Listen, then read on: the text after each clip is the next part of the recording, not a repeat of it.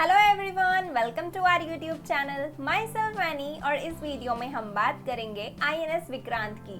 हाल ही में हमारे प्रधानमंत्री मोदी जी ने भारतीय नौसेना को एक स्वदेशी निर्मित विमान वाहक पोत सौंपा है जिसका नाम है आईएनएस विक्रांत, और आज हम उसी के बारे में डिटेल में बात करेंगे। हमारे सोशल मीडिया अकाउंट से जुड़ने के लिए आप पेज को भी फॉलो कर सकते हैं और इस टॉपिक के नोट्स एंड पीडीएफ आपको मिलेंगे टेलीग्राम चैनल पर। तो अब हम शुरुआत करते हैं हमारे आज के टॉपिक की, यानी कि आईएनएस विक्रांत की। जो आप इमेज में देख रहे हो इस समय, यही है आईएनएस विक्रांत। ये समुद्र में एक बहुत बड़ा जहाज होता है जो भारतीय नौसेना की शक्ति को बढ़ाएगा।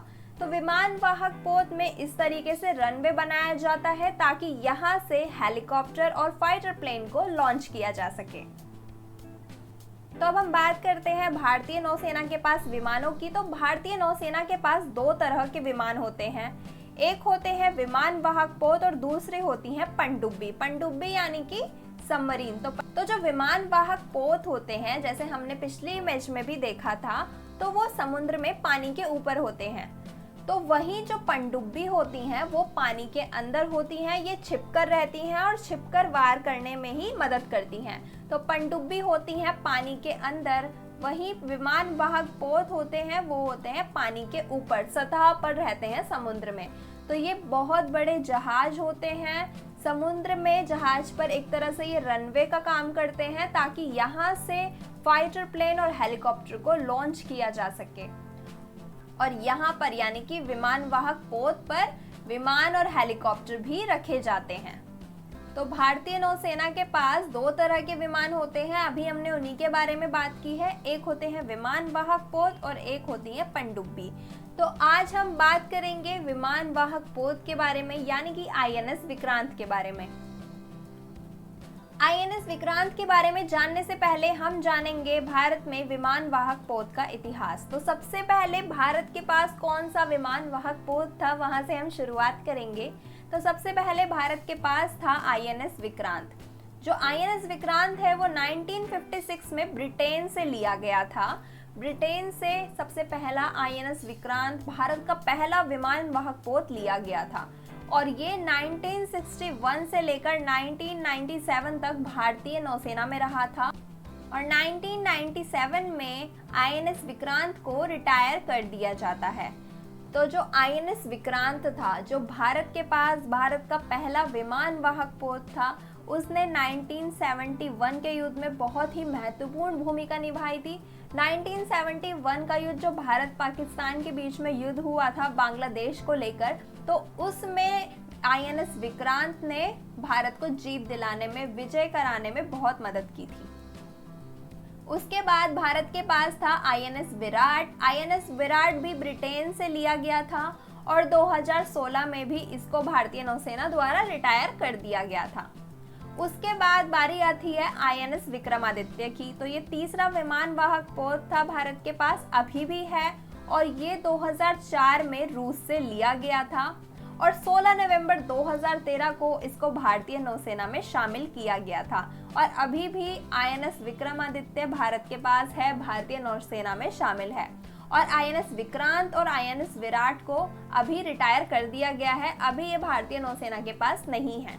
तो जो सबसे पहला आईएनएस विक्रांत था, ये हमारे लिए बहुत इम्पोर्टेंट था क्योंकि इसी की बदौलत हमने 1971 का युद्ध जीता था पाकिस्तान के खिलाफ। इसीलिए जो हमारा अभी स्वदेशी विमान वाहक पोत है, उसको भी हमने इसी के नाम के ऊपर ही नाम दिया है, आईएनएस विक्रांत, जो बिल्कुल स्वदेशी निर्मित भारत का पहला विमान वाहक पोत है।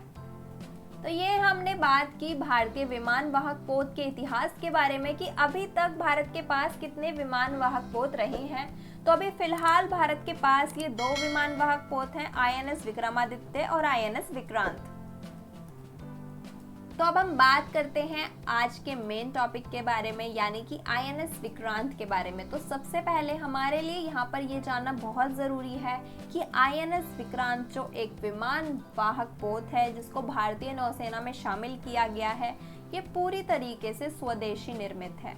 यहाँ पर स्वदेशी के ऊपर बार बार जोर दिया जा रहा है क्योंकि ये भारत की बहुत बड़ी अचीवमेंट है। कि हमने एक विमान वाहक पोत को पूरी तरीके से स्वदेश में निर्मित करके दिखाया है।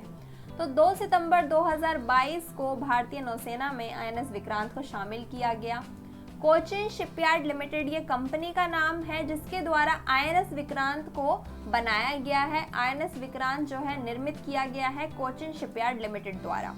प्रधानमंत्री मोदी जी ने कोचिन शिपयार्ड में ही नेवी को आईएनएस विक्रांत को सौंपा था और साथ ही उन्होंने नौसेना के नए झंडे की भी घोषणा की थी। तो अभी हमें यानी कि 2 सितंबर 2022 को प्रधानमंत्री मोदी जी ने नौसेना के लिए एक नए झंडे की भी घोषणा की है, जिसकी बात हम इसी वीडियो में आगे करेंगे। तो ये है आईएनएस विक्रांत, एकदम विशाल विमान वाहक पोत जो समुद्र में भारतीय नौसेना की शक्ति को बढ़ाएगा। तो अब हम बात करते हैं आईएनएस विक्रांत के कुछ फीचर्स के बारे में, कुछ विशेषताओं के बारे में। तो ये इतना विशाल है जितने कि 2 फुटबॉल ग्राउंड होते हैं। 2 फुटबॉल ग्राउंड के बराबर हमारा एक आईएनएस विक्रांत है। इसकी कीमत 20,000 करोड़ है और इसका वजन 45,000 टन है। इसकी लंबाई 262 मीटर और चौड़ाई 62 मीटर है। अगर हम बात करें आईएनएस विक्रांत की गति यानी कि स्पीड की, तो इसकी स्पीड 20 समुद्री मील है और इसमें 2400 कंपार्टमेंट बनाए गए हैं और साथ ही 8 पावर जनरेटर भी लगाए गए हैं। 8 पावर जनरेटर का मतलब है एक आईएनएस विक्रांत से एक शहर को पूरी तरीके से बिजली प्राप्त हो सकती है। इतने पावर जनरेटर एक आईएनएस विक्रांत में, एक विमान वाहक पोत में लगाए गए हैं और इसके पास 30 एयरक्राफ्ट को रखने की क्षमता है। 30 एयरक्राफ्ट, हमने बात की थी कि इस पर जो ये रनवे बनाया जाता है, यहाँ पर हेलीकॉप्टर और फाइटर जेट रुकते हैं और यहीं से लॉन्च किए जाते हैं। तो यहाँ पर 30 ऐसे एयरक्राफ्ट को इसके पास रखने की क्षमता है, जो कि ये बहुत ही विशाल है, विराट है, ये इस चीज़ को दर्शाता है। तो ये अभी तक हमने बात की आईएनएस विक्रांत की विशेषताओं के बारे में, इसको कब भारतीय नौसेना में शामिल किया इसके बारे में। और अब हम बात करेंगे कि हमें इन विमान वाहक पोत की, आईएनएस विक्रांत की आवश्यकता ही क्यों है। क्या आवश्यकता है हमें भारतीय नौसेना में विमान वाहक पोत को शामिल करने की, अब जरा इसके ऊपर नजर डालते हैं। तो हमें पता है कि हमारा भारत एक प्रायद्वीपीय देश है। प्रायद्वीप का मतलब क्या होता है कि भारत 3 तरफ से पानी से घिरा है। जो हम देखते हैं ये भारत की तटीय सीमा है और ये 3 तरफ से भारत पानी से घिरा है, जल से घिरा है। यहाँ पर है अरब सागर, यहाँ है बंगाल की खाड़ी और इधर है हिंद महासागर। तो भारत 3 तरफ से पानी से घिरा है, समुद्र से घिरा है, जल से घिरा है। इसीलिए भारत को कहा जाता है प्रायद्वीपीय देश। और भारत की तटीय सीमा, भारत के पास यहाँ पर कुछ द्वीप भी हैं, इधर भी और इधर भी, और इन द्वीपों को मिलाकर भारत की तटीय सीमा है 7,515.5 किलोमीटर। तो ये है भारत की तटीय सीमा।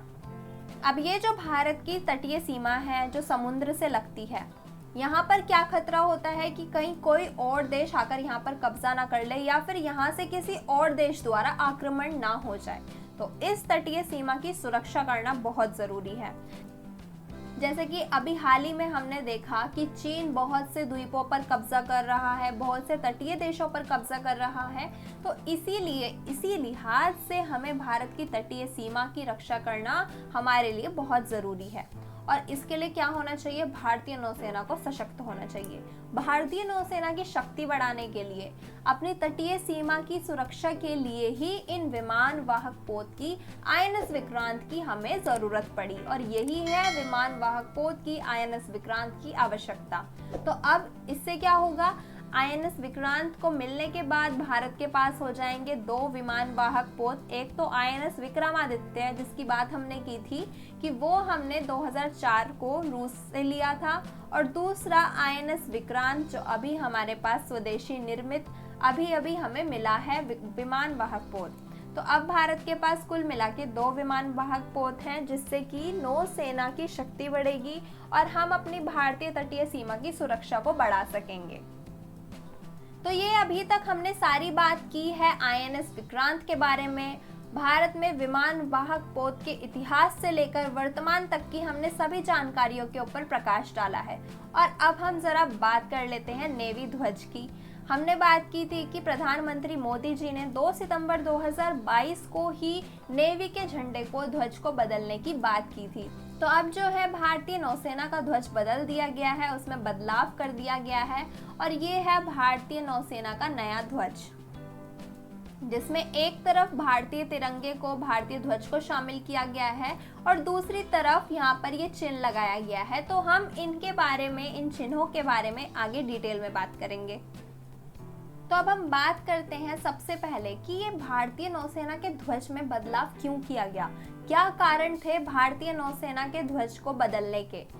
औपनिवेशिक अतीत के चिन्हों को दूर करने के लिए हमने क्या किया, भारतीय नौसेना को नया ध्वज दिया, क्योंकि जो हमारी भारतीय नौसेना का पुराना ध्वज था उसमें सेंट जॉर्ज क्रॉस, इस चिन्ह का प्रयोग किया गया था, जो हमें औपनिवेशिक काल की याद दिलाता है, भारत के गुलाम होने का प्रतीक था वो चिन्ह। तो इसलिए हमने उस चिन्ह में, उस ध्वज में बदलाव किया और नया भारतीय नौसेना को ध्वज दिया।